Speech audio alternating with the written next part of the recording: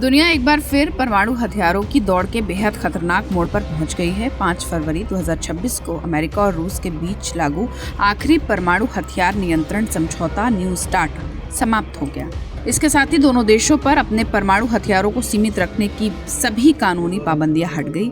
अगर आखिरी समय पर वॉशिंगटन और मॉस्को के बीच कोई समझौता नहीं होता तो 50 साल से ज्यादा समय बाद पहली बार ऐसा होगा जब दुनिया की दो सबसे बड़ी परमाणु ताकतों पर किसी भी तरह की कानूनी रोक नहीं रहेगी। बता दें कि न्यू स्टार्ट संधि 2010 में चेक गणराज्य की राजधानी प्राग में साइन की गई थी। इसके तहत अमेरिका और रूस के परमाणु हथियारों, खासकर तैनात किए गए परमाणु वॉरहेड्स और मिसाइल सिस्टम्स पर सीमा तय की गई थी।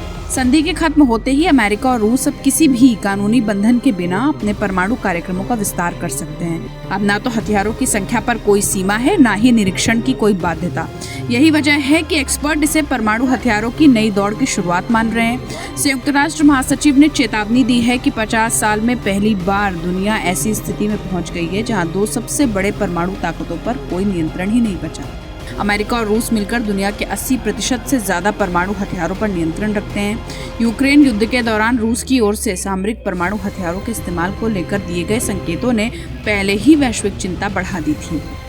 ऐसे माहौल में किसी भी तरह का तनाव, गलती या गलतफहमी परमाणु टकराव का रूप ले सकती है। यही वजह है कि समझौते के खत्म होने को सबसे गलत समय माना जा रहा है। अमेरिका का कहना है कि अब किसी भी नई परमाणु हथियार नियंत्रण संधि में चीन को शामिल किया जाना जरूरी है। अमेरिका का मानना है कि चीन तेजी से अपने परमाणु कार्यक्रम का विस्तार कर रहा है और उसे नजरअंदाज करना भविष्य के लिए खतरनाक साबित हो सकता है। हालांकि चीन की परमाणु क्षमता अभी भी अमेरिका और रूस से कम है, लेकिन उसका बढ़ता प्रभाव बातचीत को और जटिल बना रहा है। यही वजह है कि न्यू स्टार्ट के खत्म होने को सिर्फ अमेरिका रूस का मामला नहीं माना जा रहा। वहीं पोप लियो और संयुक्त राष्ट्र ने दोनों देशों से अपील की है कि वो जल्द से जल्द नई संधि पर बातचीत शुरू करें। एक्सपर्ट्स का मानना है कि अगर ऐसा नहीं हुआ तो परमाणु अप्रसार संधि जैसे वैश्विक व्यवस्थाएं कमजोर पड़ सकती हैं और दुनिया एक बार फिर परमाणु हथियारों की खतरनाक होड़ में फंस सकती है।